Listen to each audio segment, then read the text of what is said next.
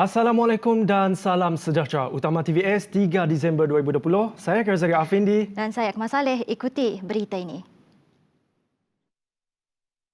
Perdana Menteri Tan Sri Muhyiddin Yassin memberi jaminan cadangan menaikkan kadar bantuan Jabatan Kebajikan Masyarakat JKM kepada RM1,000 sebulan dilaksanakan segera. Katanya sebagai kerajaan yang prihatin, beliau akan memastikan golongan itu mempunyai hak dan peluang sama rata untuk menjalani kehidupan seperti anggota masyarakat yang lain. Pada Ogos lepas, Muhyiddin dilapor mengusulkan kenaikan bantuan bulanan tersebut dan usaha membantu golongan itu termasuk B40 merupakan aspirasi Kerajaan Perikatan Nasional di bawah pimpinannya. Mengikut rekod JKM, bilangan OKU berdaftar di Malaysia setakat ini ialah 581,265 orang dan beliau berharap kempen mendaftarkan golongan tersebut dipergiatkan lagi bagi memastikan tiada yang tercicir dan tidak diberikan perhatian. Keadaan terkawal, tiada sebarang halangan untuk diadakan pilihan raya negeri ke-12. Itu dedah Pengerusi Suruhanjaya Pilihan Raya SPR Dato' Abdul Ghani Saleh berhubung kesediaan Sarawak untuk mengadakan PRN12 tatkala pandemik COVID-19 masih membelenggu dunia. Kalau tengok pada keadaan sekarang ni, tidak ada masalah untuk Sarawak. Okay. Sebab keadaannya terkawal dan hijau. Di Sarawak ini keadaan COVID begitu terkawal dengan syarat-syarat kemasukan yang begitu ketat. Jadi pada saya ini satu pendekatan yang amat baik bagi negeri Sarawak. Mana dia mengawal lagi awal untuk mencegah wabak yang sedang melanda di negara kita. Walau bagaimanapun, tambahnya pendekatan baru akan dilaksanakan sepanjang tempoh pilihan raya termasuk pematuhan kepada prosedur operasi standard. Sekiranya ada pilihan raya pada waktu yang terdekat, kita akan menekan SOP yang ketat. Maknanya macam kita nak buat di Gerik dan di Bugaya, tidak ada ceramah, tidak ada walkabout, tidak ada lawatan rumah ke rumah, tidak ada satu program bersemuka dengan rakyat.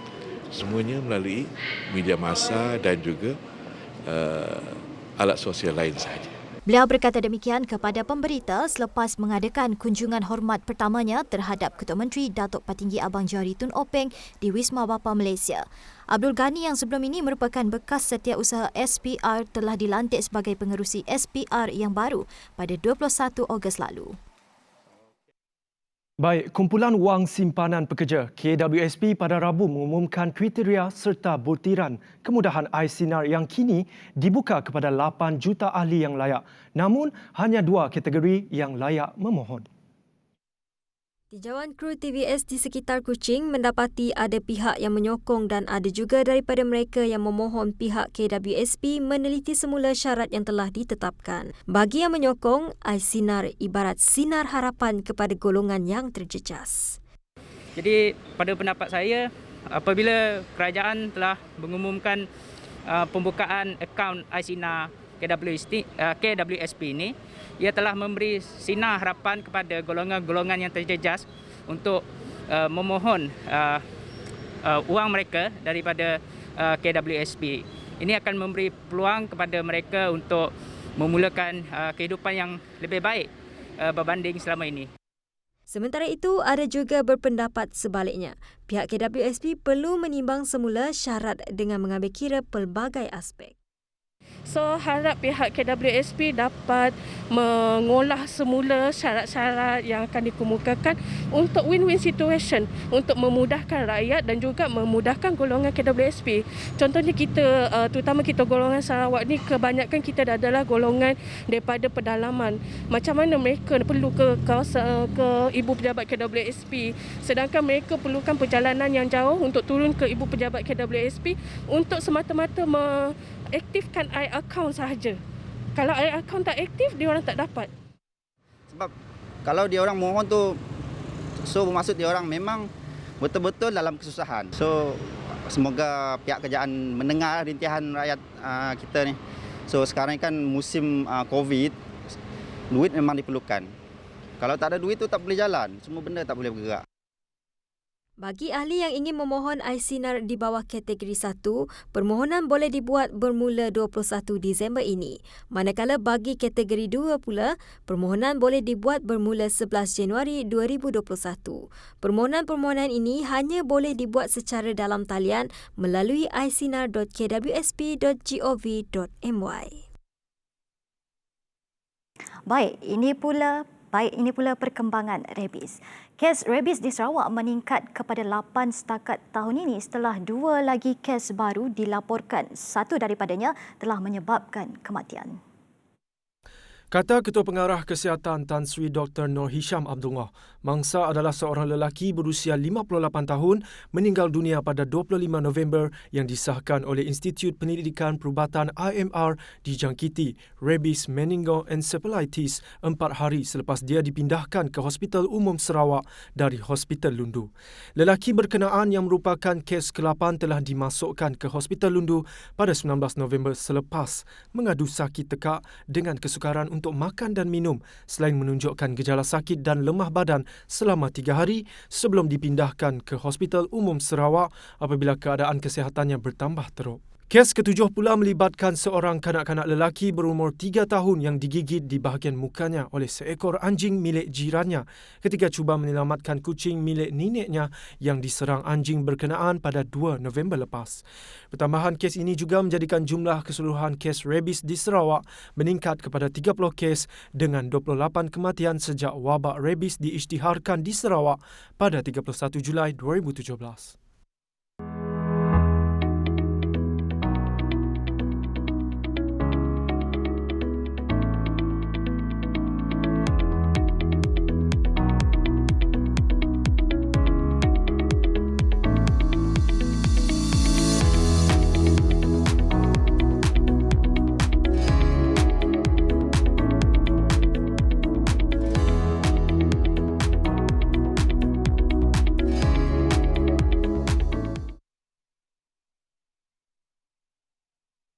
Ini pula lain kisahnya. Seorang bapa tiri dijatuhi hukuman penjara 22 tahun dan 8 sebatan oleh Mahkamah Session selepas 2 kesalahan merogol anak tirinya.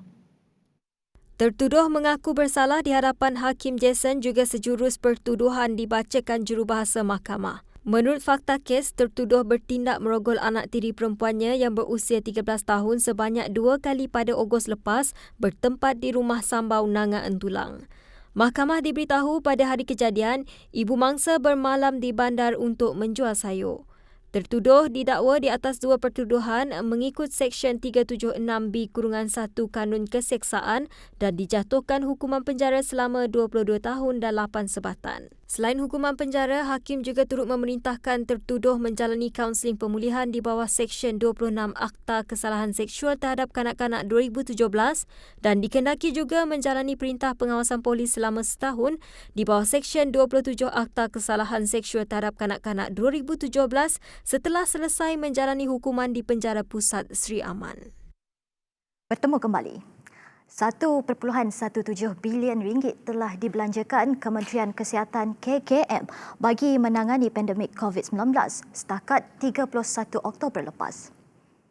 Menurut Timbalan Menteri Kesihatan kedua, Dato' Aaron Agor Dagang, perbelanjaan itu yang meliputi 1 bilion ringgit diluluskan Kementerian Keuangan dan peruntukan sedia ada adalah bagi pembelian peralatan, bekalan perubatan, barangan pakai habis, kelengkapan pelindungan diri PPE, reagen dan test kit serta lain-lain perkhidmatan untuk mengawal wabak berkenaan. Sebahagian besar perbelanjaan itu juga melibatkan bayaran allowance khas COVID-19 kepada petugas barisan hadapan KKM berjumlah RM275 juta, pembelian PPE RM262 juta serta pembelian reagen dan test kit serta bayaran outsource perkhidmatan makmal swasta untuk ujian saringan COVID-19 RM210 juta. Katanya lagi jumlah itu tidak termasuk bayaran emolumen petugas kesihatan yang terlibat dalam rawatan, kawalan dan pencegahan wabak COVID-19 yang mana telah diperuntukkan di bawah peruntukan sedia ada KKM. Sedikit perkembangan COVID-19 di Malaysia. 4 kluster baru dikesan pada Khamis, 2 di Lahad Datu dan masing-masing 1 di Tawau dan Selangor. Menurut Ketua Pengarah Kesihatan Tan Sri Dr. Noor Hisham Abdullah, kluster pertama dikesan di Petaling, Selangor yang dinamakan sebagai kluster monsun hasil saringan individu bergejala dan sehingga kini sudah menjangkiti 19 individu.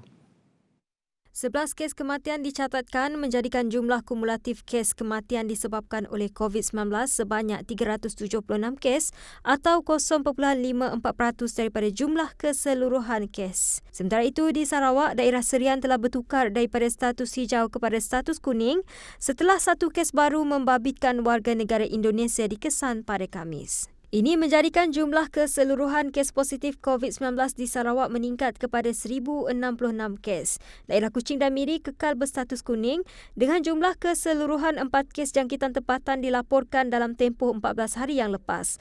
Manakala 37 buah daerah lain kekal berstatus hijau. Organisasi Polis Antarabangsa Interpol menyeru agar dunia berhati-hati dengan organisasi penjenayah yang kini menyasarkan penjualan suntikan vaksin COVID-19 palsu. Amaran tahap jingga dikeluarkan kepada pihak berkuasa dunia bagi mengingatkan tentang kemungkinan berlakunya pemasaran vaksin COVID-19 palsu selain percubaan mencuri bekalan vaksin sebenar. Interpol turut mengingatkan supaya negara-negara ahli bersedia berdepan cabaran akibat tindakan organisasi tidak bertanggungjawab memalsukan vaksin dan menjualnya secara fizikal atau dalam talian. Setakat ini, vaksin Pfizer dan BioNTech telah diluluskan untuk kegunaan kecemasan di United Kingdom, manakala vaksin Moderna telah mengemukakan permohonan kegunaan kecemasan di negara itu selain Amerika Syarikat dan Eropah. Seterusnya, penginapan yang disediakan kepada 1.4 juta atau 91.1% pekerja asing di negara ini tidak mematuhi Akta Standard Minimum Perumahan Penginapan dan Kemudahan Pekerja 1990 atau Akta 446. Menteri Sumber Manusia Datuk Seri M. Saravanan berkata statistik ini amat membimbangkan lebih-lebih lagi ketika negara sedang berdepan ancaman pandemik COVID-19.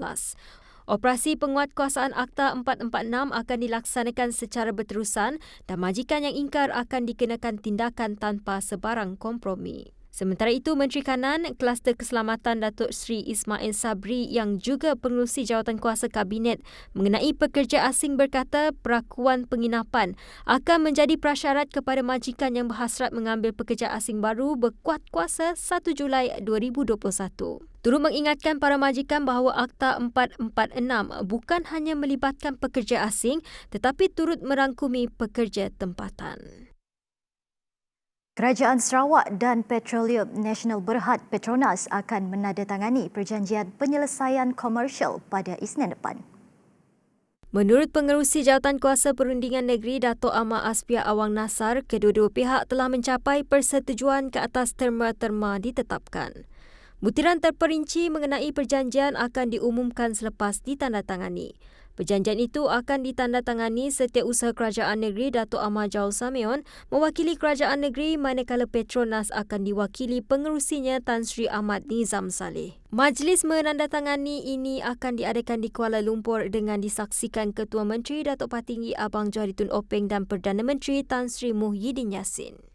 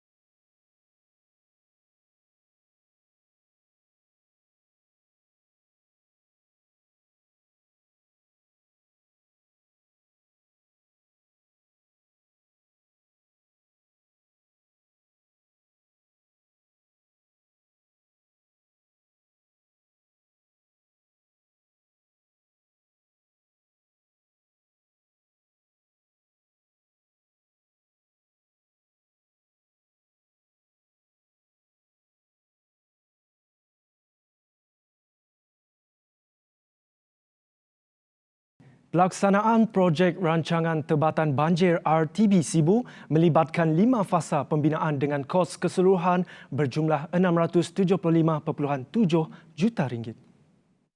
Menurut Timbalan Menteri Alam Sekitar dan Air, Datuk Dr. Ahmad Masrizal Mohamad, RTB Sibu Fasa 1 dan 2 telah siap dilaksanakan, manakala RTB Sibu Fasa 3 masih dalam peringkat pelaksanaan dengan status kemajuan tapak hingga 25 November lepas ialah 32%.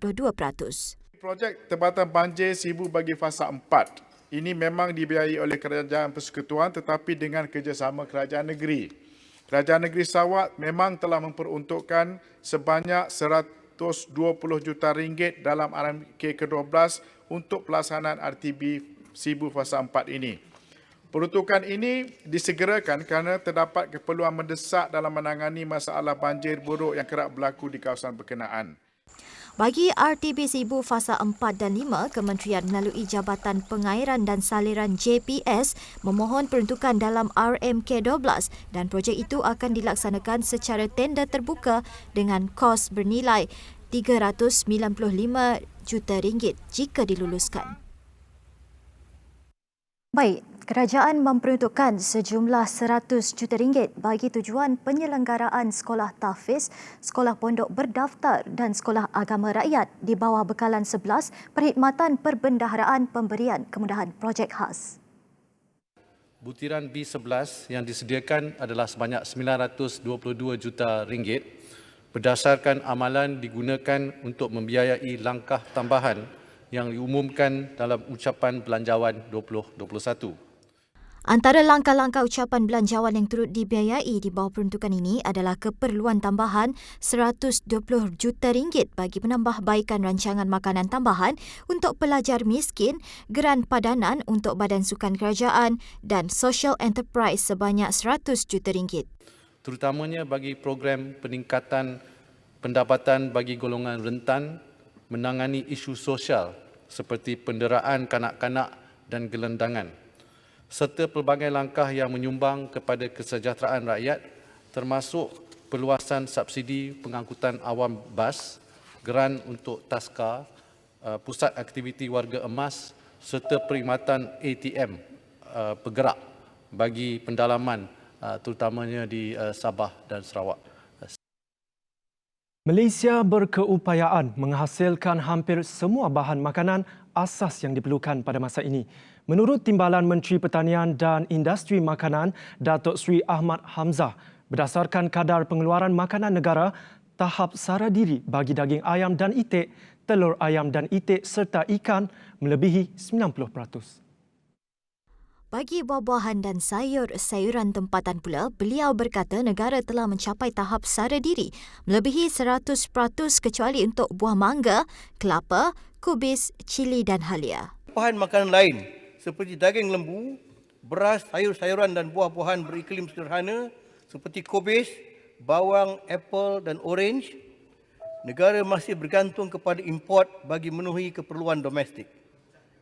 Bagi memastikan keupayaan negara dalam menjamin bekalan makanan secara berterusan, kementerian tersebut juga telah mengenal pasti beberapa hala tuju baru dalam sektor pertanian termasuk industri padi, tanaman dan ternakan serta perikanan untuk tempoh 5 tahun akan datang. Hala tuju baru itu termasuk mengoptimumkan penggunaan tanah dan meningkatkan aplikasi teknologi moden dalam membangunkan variety yang berkualiti bagi industri padi serta membangunkan komoditi sayur-sayuran dan buah-buahan bernilai tinggi untuk tujuan domestik dan ekspor bagi industri tanaman. Laporan itu tadi mengakhiri utama TVS malam ini dan seperti yang kita tahu, kita masih lagi belum selesai berperang dengan pandemik COVID-19, Zarif. Jangan lupa untuk terus patuhi SOP yang telah ditetapkan dan begitu juga dengan keadaan rabies semasa di Sarawak kini, ya Zarif? Sekarang ni seperti mana kita tahu, kes rabies di Sarawak meningkat dan sekiranya terkena gigitan, segera mencuci tangan, mencuci permukaan gigitan itu dengan menggunakan air yang bersih dan sabun selama 15 minit dan segera ke klinik untuk mendapatkan rawatan yang selanjutnya. Baiklah, jadi salam hormat dan selamat malam.